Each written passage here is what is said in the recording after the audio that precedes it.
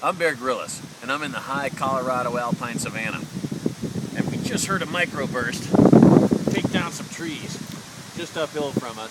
It could be in the path of a flash flood. So today I'm going to teach you the proper way to avoid a flash flood by climbing to safety. First, you want to find two trees pretty close together. And then what we're going to do is the stem, like this. And that should do it, right about there. Most flash floods don't get more than 5 or 10 feet high. And it's okay to get your feet wet.